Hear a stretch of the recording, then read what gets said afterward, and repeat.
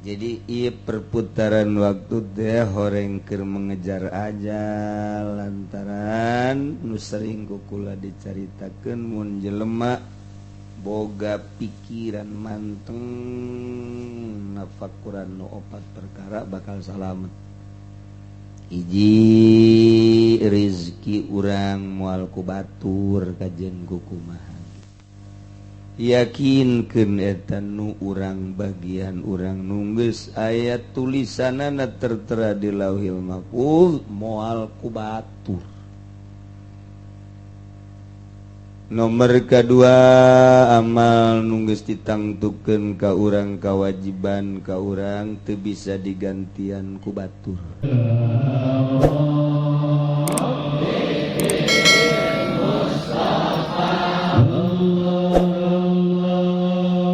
Para jamaah kaum muslimin wal muslimat rahimakumullah. Alhamdulillahirabbil alamin. Urang dibere nikmat ku Gusti Allah, dibere hujan, dibere tararis. Nganai jelema mah eueuh meujeuhnana. Dibere panas, panas aman. Dibere hujan-hujan bae, tiris-tiris aman. Eueuh meujeuhnana. Setungtung teu make tauhid tetep hate ngarasula bae. Tapi lamun urang make perasaan keyakinan tauhid ka Gusti Allah nu selalu mah ayana naon ngeunaheun bae. Dibere panas ai panas nu saha nu Allah. Allah ngarasakeun panas ka urang. Nikmat perasaan. Dibere tiris ari tiris nu saha nu Allah. Masih keneh karasa urang dibere tiris. Sebab nu teu normal mah dibere tiris karasana panas. Dibere panas karasana tiris. Eta teu normal ngaran. Jadi urang mah dibere normal ku Gusti Allah.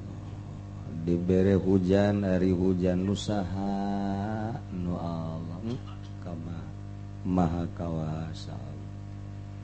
Nurunkeun hujan urang bisa menikmati hujan. Selalu nikmat. Terus bae papasten Allah unggal poe terus berputar, jam terus berputar. Berang peting geus ulah mikiran nu kos kitu nu kudu dipikiran mah perputaran waktu teh mengejar ajal urang tah eta geus datang ka mana dedeketan urang jeung Allah. Mun urang geus ngarasa deukeut jeung Allah untung gede. Kumaha cenah karasana kiai deket jeung Allah. Atuh ai deket jeung Allah mangeunaheun kos urang deket jeung bebeni. Nikmat jas ngecrek hujan teh teu karasa. Di kuburan duduaan waduh ngeunaheun jas. Sangkilang aya momonon tetep ngeunaheun bae. Nikmat tah jeung Allah makomo lantaran Allah manubogaan. Geus komunikasi jeung Allah teh salat teh ngeunaheun. Jadi lamun aya jelema tinggalin tahajud teh penting teh isuk-isukna ceuri. Lantaran nu biasa ngeunaheun ibadah ka Gusti Allah duh aya naon teu keur penting mah teu hudang teh ceurik. Nu mentak osok ditambal beurangna nu biasa penting salat tahajud 6 rakaat misalna teu salat teh keur penting beurangna ditambal 2 kali lipat. Jadi 2 kali genep ditambah jeung 2 kali genep. Eta jadi 24. nambal salat tahajud keur perkis kos urang bae kitu perkis urang mah teu hudang teh sugan ieung teh urang teu boga perasaan kumaha urang mah hudang sakitu teu hudang sakitu atuh ieu mah naon bedana jeung kebodongkol tuh beda jeung kebodongkol jatuh bakos kitu batu tuh eta lah.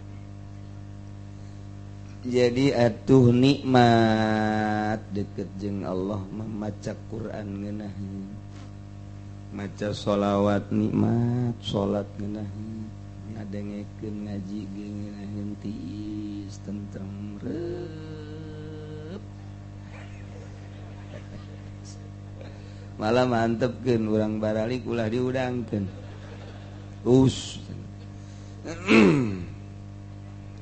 engke ge nya ngomong sorangan barang hudang kieu sakedeungna teu ngaji. Aduh.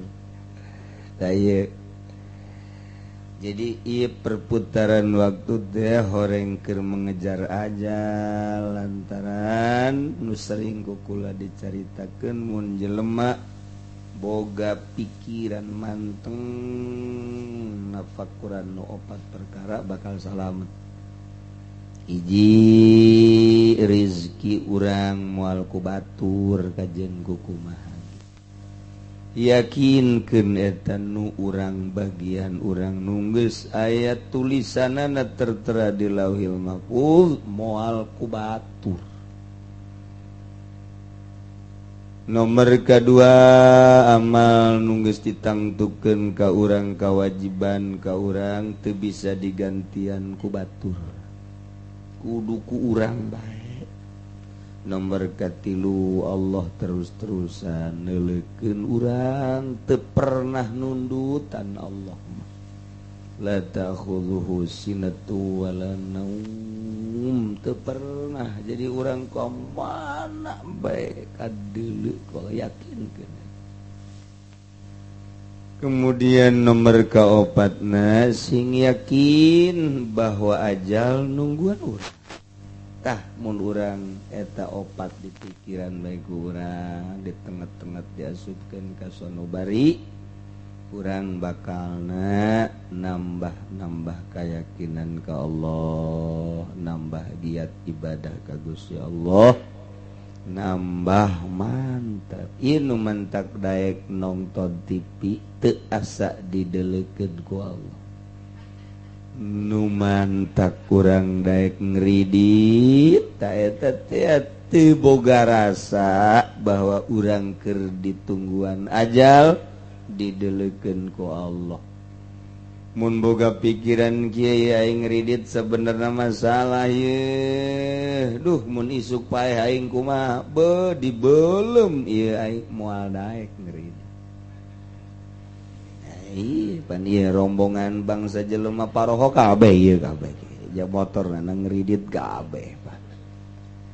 Ya Allah, ya Rabbinya, coba tah perhitungkeun ku urang, tapakuran ku urang. Abeh makin hari makin deket jeung Allah, makin membaik, makin mantep ibadah ka Gusti Allah Subhanahu wa taala.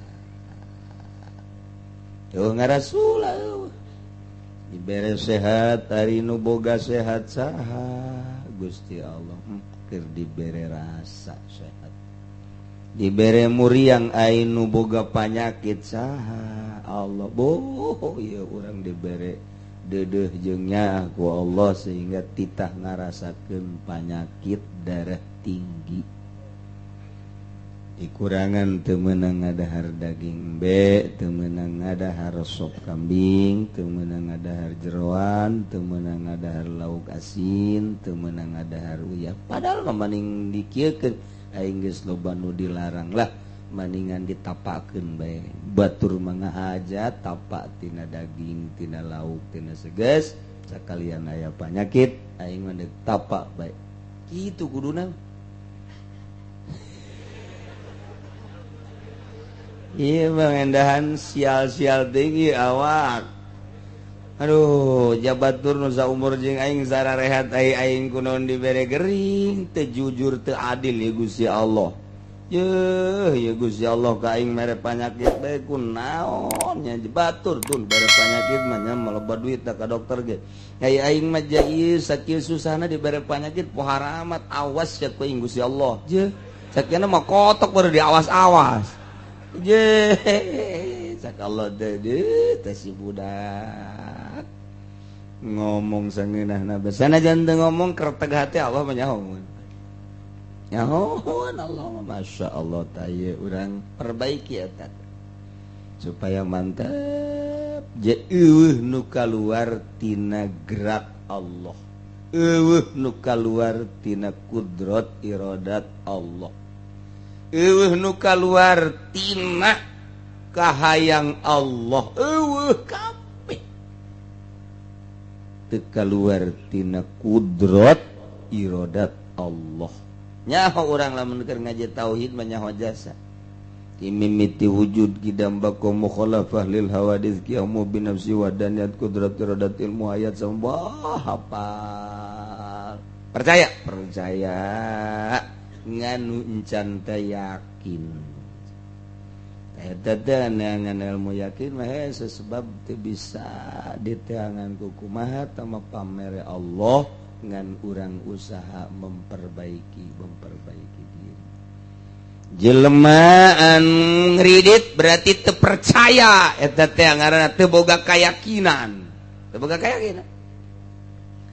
Pokos jelema ku tatang koteteng terus berang jadi peuting-peuting jadi berang neangan dunia bae eta ngaranna kurang kayakinan tina pamere Allah tina galikus kitu bae eta mah di jelema nu yakin hi atuh tenang bae ai bagian urang mah tetep ka urang bae takos kitu tah jadi ai percaya ngan yakin nu encan aya eta takos kitu tah tak seringan gara hudang peti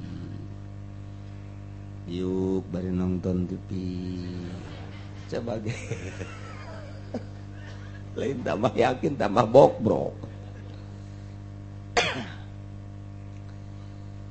urang kitu menghadapi haul alhamdulillah minggu kamari sanajan hujan ternyata hasilna alhamdulillah mak loba jeung saeutik urang mah sarua bae naon mentek sarua ya tuh dek dibelikeun ka daging kalau ka sakitu-kitu kae nu merena ente nu ngadaharna ente itu tuh sabura ente bae sagut pautan ngan sakadar ngalaksanakeun doa tapi Allah ngagerakeun minggu kamari menang 27 juta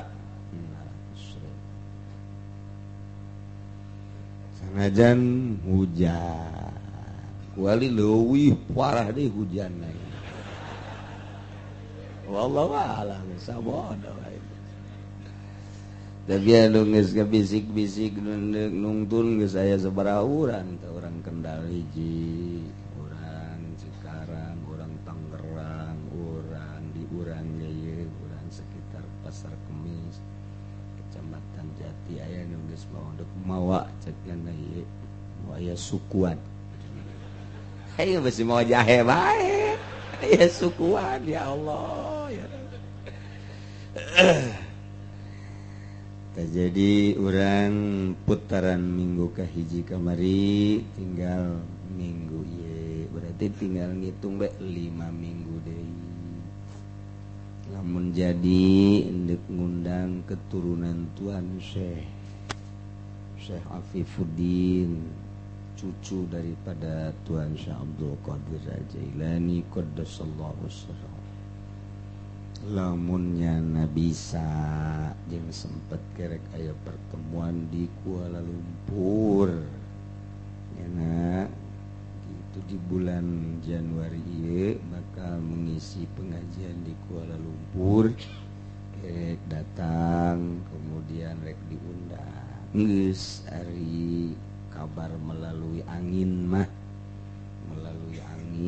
ditelepon nya keur ningalian jadwalna ke bertemu heula beuh lamun jadi eueuh masalah maksudna udah naon ngan sakadar urang mabil barokah ku turunanna supaya orang leuwih mantep di aku kutuan Syah Abdul Qadir di aku kutuan ge hatunya ge cucu Kangjeng Nabi leuwih di aku deui ku Kangjeng Nabi urang Kangjeng Nabi Muhammad sallallahu di aku ku Kangjeng Nabi berarti di aku ku Allah lamun geus di aku ku Allah geus lah cek Allah teh geus kasar oge bae cek malaikat ke heula cenah ieu loba dosa kajeun itu saya itu kan banyak salah terus dosa satak satik guys nanti ciri merada gede kayak kajian gede terus pak yang gitu tak orang teh Masya Allah tapi sholat tetap kudu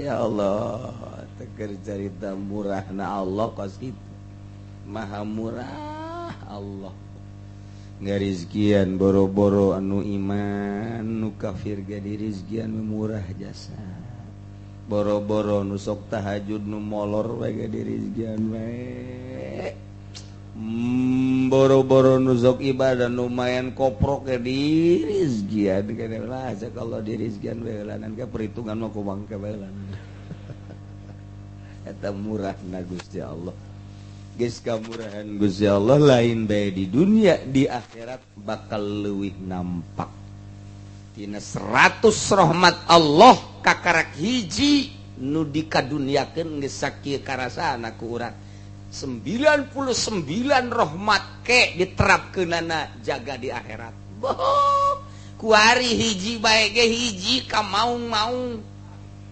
dibere rezeki ka orai koros dibere rezeki tuma dibere rezeki dipake ka dedeh jeung kanyaah ku Gusti Allah kakarak hiji nu dikadunyakeun geus kos ge 99 keneh engke mantap ge asana ieu mah ka surga kabeh asana kajeun ngeridit ge ka surga kabeh geus tambah deui kreditan terus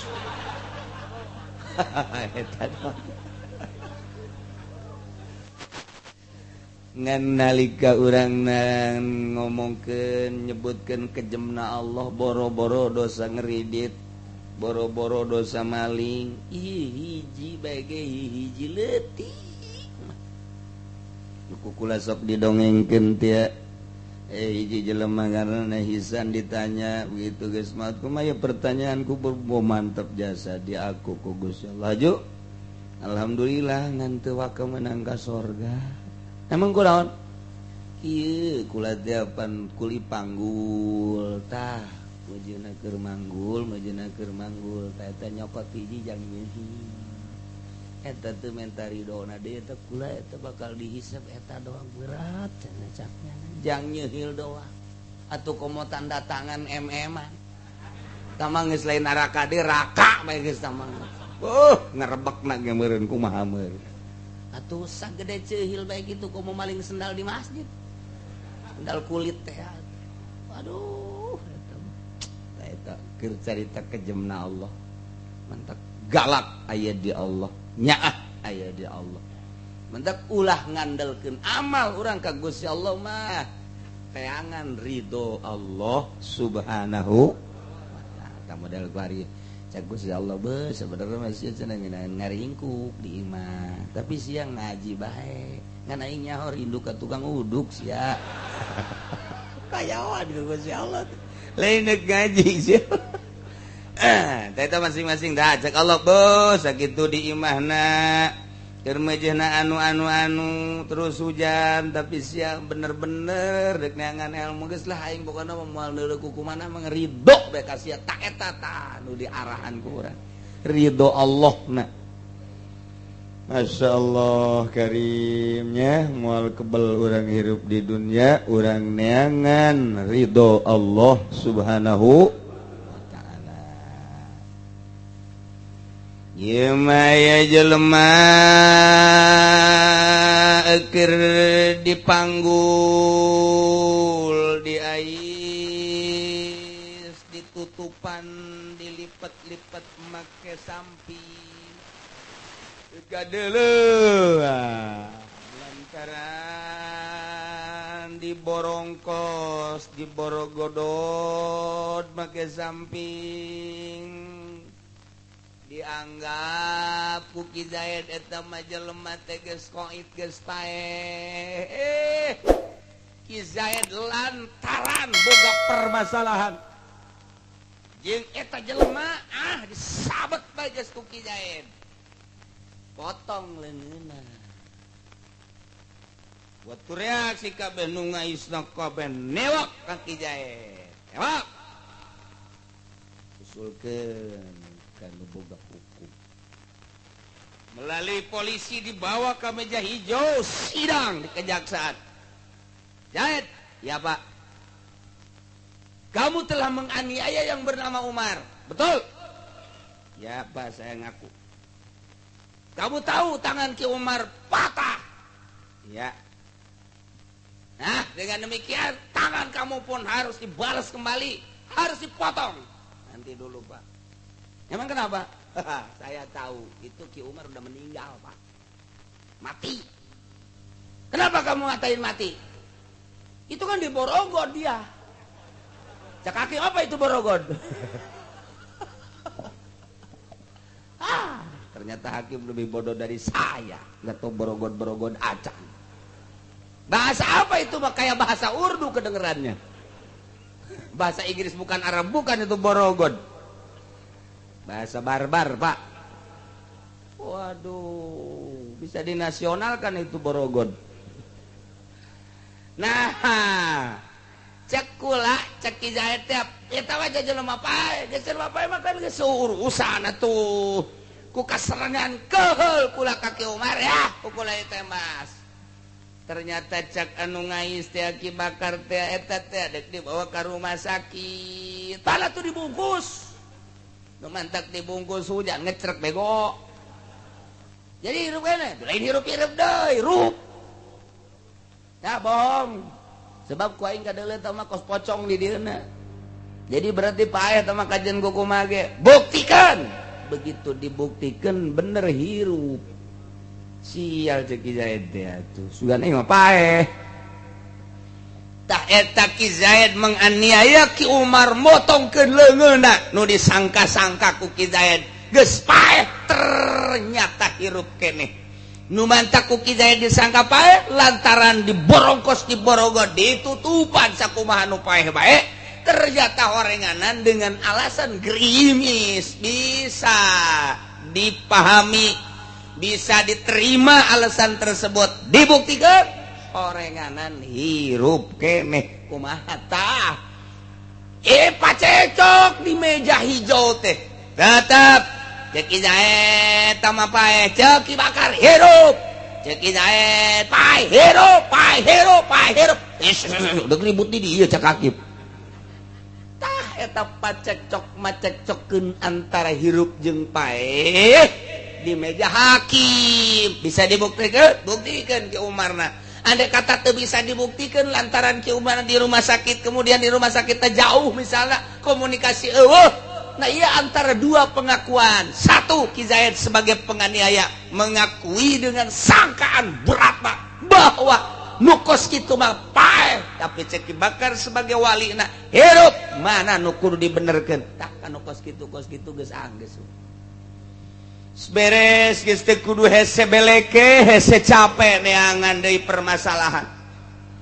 Geus komplit urang teh kuari tinggal mukaan kita bae geus teu kudu ijtihad sanajan pintu ijtihad dibuka lebar sampai kiamat tapi saha jelemana nu neuk mampu ngaijtihad lantaran minimal 12 pan di luar kepala kos urang bae gitu di luar kabeh pan urang kepala teh maksudna malakat sifatun rasihatun pinnasi jadi geus nancep jasa 12 pan teh. Kemudian nganyahokeun kana rijal hadis, nyaho kangaran sebagai perawina, nyaho ka umurna, nyaho masa hirupna, babarengan jeung Kangjeng Nabina sabaraha taun.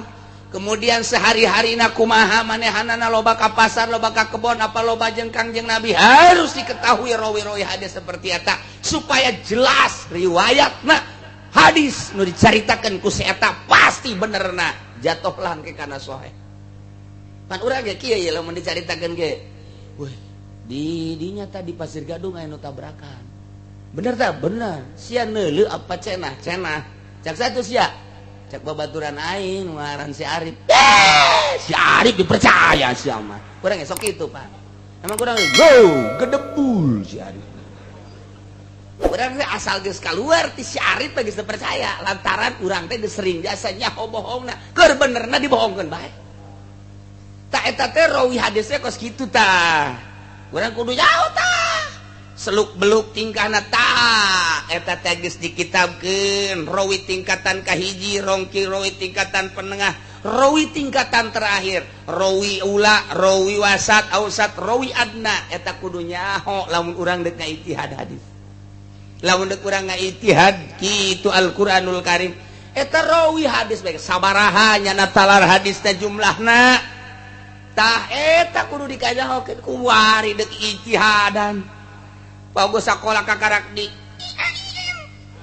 geus deuk ijtihad ka dieu sia ku aing dipantaukeun sia ku aing geus teu kudu ijtihad baca kitab bae hese cenah maca kitab mah atuh boro-boro ijtihad jadi babuk sia ku aing geus teu kudu ijtihad sebab ceuk ulama bulak-balik deui bakalna ka mazhabul arba'ah urang kuari deuk ka ijtihad hasil ijtihad urang mun teu ka Imam Syafi'i ka Imam Malik akurna mun teu ka Imam Malik ka Imam Hambali lamun teu ka Imam Hambali ka Imam kitu Hanafi bulak-balik di dinya bae tuh ternyata horenganan bener ke si Hanafi tukang lauk teh eta tah moal kaluar ti dinya coba gen matak nu mudawan ngan sakitu tina 10 mujtahid mengkerucut jadi 8 mengkerucut jadi genep mengkerucut jadi 5 mengkerucut jadi 4 sehingga Imam Ghazali bae henteu termasuk mujtahid mudawan Tuan Syekh Abdul Qadir bae fikihna gunyah henteu termasuk mudawan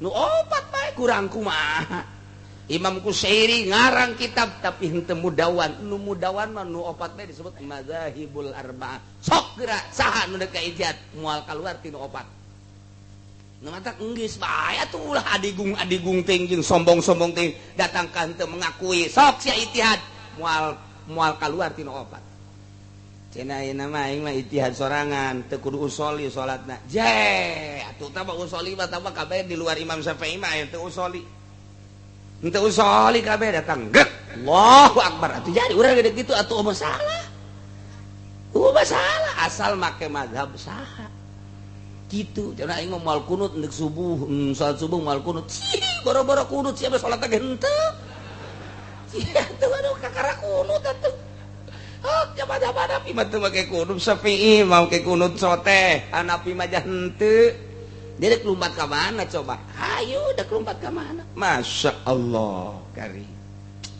urang asyhadu an la ilaha illallah trek manteng kieu tapi kapan Imam Hambali mah sunah di kieu dengan dalil bahwa Allah teu ngabogaan tempat di mana bae di luhur aya di handap aya di kaler lain di kumaha pokona mantak diputer-puter kos kieu tah eta teh kapan gitu Bandung tah mata nu kos kitu Persis tah kikituan eta ai urang mah ieu mah anteng nu dihandap kikituan